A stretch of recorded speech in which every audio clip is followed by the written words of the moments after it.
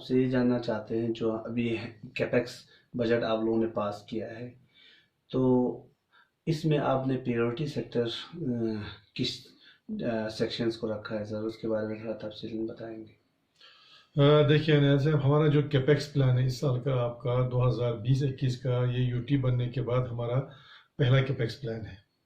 तो हमारा जो कैपेक्स बजट इस साल आपका, जो हमने रिसेंटली यहाँ पे एग्जीक्यूटिव काउंसिल में हमने पास किया, क्योंकि कोविड-19 को देखते हुए हम लोग जो है जनरल काउंसिल हम जो है मीटिंग नहीं बुला पा सके, जिसके बिना पर हमने एग्जीक्यूटिव काउंसिल की मीटिंग बुलाई और तमाम ऑनरेबल काउंसिलर को हमने कॉन्फिडेंस में लेने के बाद इसको अपने एग्जीक्यूटिव काउंसिल में पास करने के बाद हमने इसको यूटी एडमिनिस्ट्रेशन में भेजा और वहाँ से हमें फाइनेंस डिपार्टमेंट से बाज़ाब्ता जो प्लान हमारा इन टोटो, यानी जो हमने यहाँ से भेजा था वही उन्होंने अप्रूव भी किया और साथ ही उन्होंने फंड्स भी रिलीज़ किया है।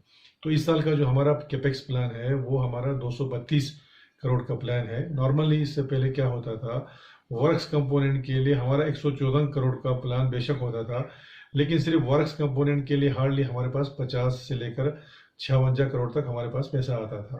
तो इस साल हमारे पास पैसे की बिल्कुल कमी नहीं है, जिसको मद्देनज़र रखते हुए हमने नए काम भी बहुत उठाए हैं। लेकिन अब जो अभी आपने कहा कि प्रायोरिटी सेक्टर में हमारा जो है मेन हमने फोकस किया है आपका हेल्थ एंड एजुकेशन पे। हमारा जो हेल्थ एजुकेशन का जो बजट पहले साल था उसका तकरीबन 3 गुना हमने बढ़ाया है दोनों सेक्टर में। बाकी जो मेजर कंपोनेंट तो आपको पता है पहले की तरह इंजीनियरिंग सेक्टर पे जाता है, लेकिन हमारा जो फोकस हमने किया इस वक्त आपका हेल्थ एजुकेशन एग्रीकल्चर रिलेटेड, यानी कि जिसमें हमारे एनिमल शीप हस्बेंड्री कोऑपरेटिव वगैरह आता है, उस पर भी हमने अच्छा खासा पैसा जो है प्लान में रखा है। अब उसके अलावा ये जो पैसा आपका किया जो हमें अप्रूव होके आया है, इसके साथ साथ हमारे पास बड़े चैलेंजेस हैं। चैलेंज इसलिए है कि पहले हमारे पास क्या होता था, जब हमारा यूटी नहीं था तो काउंसिल का एक हेड होता था 8448 में हमारे काउंसिल का सारा पैसा जो है काउंसिल फंड के नाम पे उस हेड में जाता था और वो हेड जो था वो नॉन लैप्सेबल था। नॉन लैप्सेबल का मतलब अगर हम फाइनेंशियल ईयर के एंड में 31 मार्च को अगर वो पैसा खर्च नहीं होता था तो वो हम रिवैलिडेट करते थे, यानी नेक्स्ट फाइनेंशियल ईयर में वो कैरी फॉरवर्ड हो जाता था। अब चूंकि जो नया कंसेप्ट आया है आपका इसका जो फाइनेंशियल यूटी बनने के बाद, उसमें 8448 का कहीं जिक्र उन्होंने नहीं किया है, जिससे हमें ये खदशा है कि हमारा जो पैसा जो अगर रहता है खुदा न खास्ता कुछ 31 मार्च तक हम खर्च नहीं कर पाए तो वो शायद लैप्स हो जाए। लेकिन हमने इस इशू को टेक आउट किया है, क्योंकि आपको मालूम है जब हमारा रीऑर्गेनाइजेशन बिल पार्लियामेंट में आपका रखा, हमारे ऑनरेबल होम मिनिस्टर उन्होंने ये कहा कि हमारे दोनों काउंसिल जिस तरह से काम करते हैं उसी तरह से काम करते रहेंगे। और रिसेंटली विंटर में आपको पार्लियामेंट में एक क्वेश्चन भी उठा जिसको मिनिस्टर ऑफ होम एमओएस जो मिनिस्टर ऑफ स्टेट है उन्होंने जवाब दिया कि ये जो पैसा काउंसिल का है वो नॉन लैप्सेबल होगा, लेकिन इन राइटिंग में अभी हमारे पास कुछ नहीं आया है, लेकिन हम कोशिश कर रहे हैं। अगर वो नॉन लैप्सेबल रहता है तो हमारे लिए बहुत ही फायदेमंद होगा ये आपका, क्योंकि आपको मालूम है अभी कोविड-19 की वजह से हमारे यहाँ पर लेबर हमें बिल्कुल शॉर्टेज इस वक्त, हमारे पास काम जो है टाइम पे शायद नहीं हम कर पाएंगे, लेबर की शॉर्टेज, वर्किंग सीजन तो वैसे भी शॉर्ट है। तो इसलिए हमारी कोशिश ये रहेगी कि काम हम बेशक उठाएंगे, लेकिन अगर ये पैसा कहीं लैप्स हो जाता है तो मुझे लगता है कि कम से कम इसमें जो 30-40% पैसा हमारा लैप्स हो जाएगा।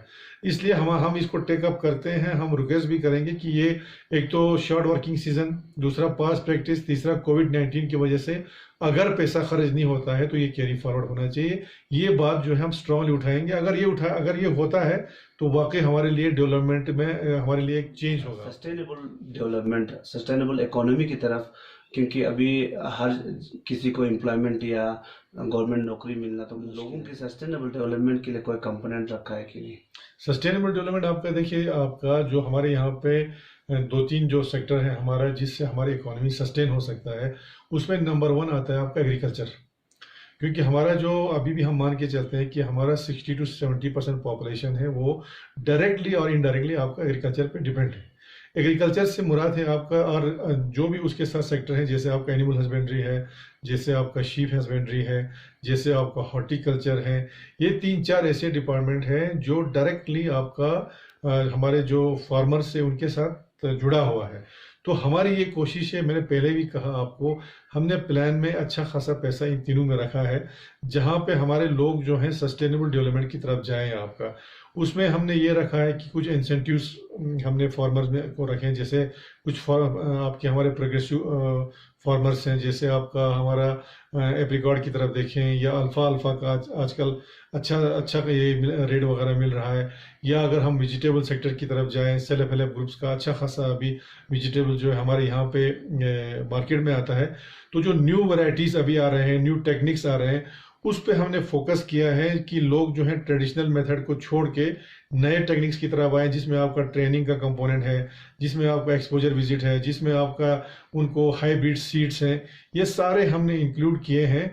और हमारी कोशिश है कि आपका जैसे हॉर्टिकल्चर में आपका जो नए टेक्निक्स आपका एप्रिकॉट ड्रायर्स का है, फिर आपका नए जो टेक्निक आपका इसमें आया है, आपका सोलर वगैरह में आया है, वो सारा इंशाल्लाह हम इस वक्त कोशिश करेंगे, ताकि जो फार्मर्स हैं आपका, जिनको हम बोलते हैं आपका beneficiary oriented scheme, direct beneficiary को मिलता है आपका, तो वो उसमें भी हमारा अच्छा खासा फोकस है। अगर हमारा प्लान अगर आप लास्ट ईयर और इस साल का कंपेयर करें इस डिपार्टमेंट्स का, तो मुझे लगता है कि 3 गुना हमने बढ़ाया है। ओरिएंटेड आपने स्कीम के बारे में अभी बताया, तो पहले ऐसा होता था कि बेनिफिशियरी ओरिएंटेड स्कीम्स काउंसलर्स, हमारे जो ऑनरेबल काउंसलर्स थे, उनके रिकमेंडेशन पे और जितने भी काउंसलर्स थे उस पर डिस्ट्रीब्यूट होता था।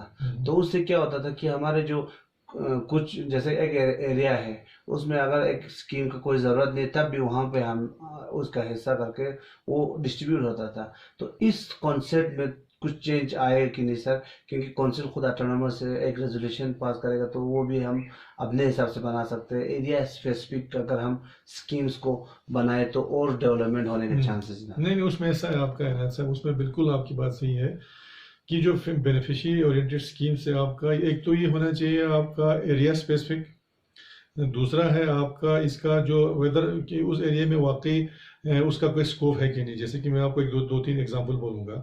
जैसे अगर हमारा एप्रिकॉट रिलेटेड कोई आपका स्कीम हमारे पास आता है हॉर्टिकल्चर में, जैसे आपका एप्रिकॉट ड्रायर होगा, जैसे आपका एप्रिकॉट का आपका जो ग्रीन हाउसेस जो अगर हम देते हैं, उसमें हम फोकस करेंगे जहाँ पे एप्रिकॉट एरियाज हैं आपका, जहाँ पे एप्रिकॉट विलेज, जैसे आपका हमारा ये हरदास का किचू से लेते हुए आपका इधर बटालिक दरसीस गरकून, उस पे हम जरूर फोकस करेंगे। दूसरा होता है आपका दूसरा एक स्कीम सपोज आता है आपका पश्मीने का। तो पश्मीना तो हमें मालूम है कि वो सर्द इलाके में ही होता है। तो हमारे कुछ पॉकेट्स हैं जहाँ पे इनका स्कोप है। तो अभी हमारा फोकस इंशाल्लाह ये रहेगा, बजट हमारा इक्वल होगा, मतलब जो जिस काउंसलर साहब को जाएगा उतना ही जाएगा, लेकिन हम इसको एरिया स्पेसिफिक बनाएंगे। ये नहीं कि जहाँ पे एप्रिकॉट का भी सपोज कोई ड्रायर्स वगैरह आ जाता है या एप्रिकॉट रिलेटेड कुछ चीज़ आती है, वो हम नॉन एप्रिकॉट एरियाज को देखें कोई फायदा नहीं है। वो हम ऑनरेबल काउंसलर्स को हम समझा भी सकते हैं, उसके बदले में उस काउंसलर के एरिया में क्या स्कोप है हम वो जो है उसमें डाइवर्ट कर सकते हैं। तो ये आपका टोटली नीड बेस होगा और एरिया स्पेसिफिक होगा। फिरोज साहब, और एक चीज़ जनाब, अभी रिन्यूएबल हमारे लद्दाख और ख़ासकर करगिल में सर, हमें पता है कि सबको मालूम है रिन्यूएबल सेक्शन जो है, सेक्टर जो है बहुत तरक्की कर रहे हैं। तो रिन्यूएबल एनर्जी को यूज़ करके फार्मर्स, हमारे जो फार्मर्स या हमारे जो एग्रीकल्चर से रिलेटेड लोगों के डेवलपमेंट के लिए आपने कुछ स्कीम्स बनाए कि नहीं? देखिए, मैं आपको पहले तो ये बताऊंगा, इस साल फर्स्ट टाइम कैपेक्स बला में हमने रिन्यूएबल एनर्जी इनिशिएटिव नाम के एक प्लान में हमने एक हेड रखा है, जो आज तक हमारे कैपेक्स में नहीं होता था। उसमें हमारा एक तो आपका सोलर रिलेटेड होगा, दूसरा हमने हाइड्रो का भी रिलेटेड है। सोलर मींस आपका green houses, community level green house देना, फिर आपका सोलर पंप्स, जैसे कि आपको मालूम है आपका हमारे बहुत से जगह हैं जहाँ पे वाटर लिफ्टिंग का स्कोप है, जो हम सोलर के जरिए हम कर सकते हैं। तो इस वक्त हमारा पूरा फोकस है, हमने फर्स्ट टाइम जो है कैपेक्स प्लान में एक हेड दिया है आपका सोलर एनर्जी के नाम पे, जो उसका हम सर्वे कराएंगे। आपको पता है हमारे यहाँ एजेंसी है केरेडा के नाम से, उसके ज़रिए उन्होंने बहुत अच्छा काम किया, उनको काफ़ी एक्सपीरियंस भी है। उनके ज़रिए हम कुछ एक्सरसाइज करेंगे, कुछ प्रोजेक्ट्स बनाएंगे डिस्ट्रिक्ट में, जो केरेडा का अपना बजट के अलावा है ये हटके। तो उसमें हम कोशिश करेंगे कि किस किस जगह में सोलर में हम कितना आगे बढ़ सकते हैं। खासकर जो है हमारा फोकस उसमें होगा आपका solar green houses. Green house का मतलब ये नहीं कि पहले हम क्या करते थे, ग्रीन हाउस के नाम पे लोगों को कुछ प्लास्टिक देते, उसका कोई इस्तेमाल नहीं होता था। अब के बाद हम जो दे देंगे ज़्यादातर आपका कमर्शियल ग्रीन हाउसेस, जहाँ पे लोग वाकई ही ग्रीन हाउस बना के उसमें से सब्जी वगैरह निकाल के जो है अपना कुछ कमाए। ये हमारा फोकस होगा। दूसरा होगा आपका सोलर वाटर पंप्स। ये कंसेप्ट एक नया आया है, इसमें छोटे भी हैं बड़े भी हैं। तो ये सोलर पंप्स और ग्रीन हाउसेस पे हम ज़्यादा फोकस करेंगे।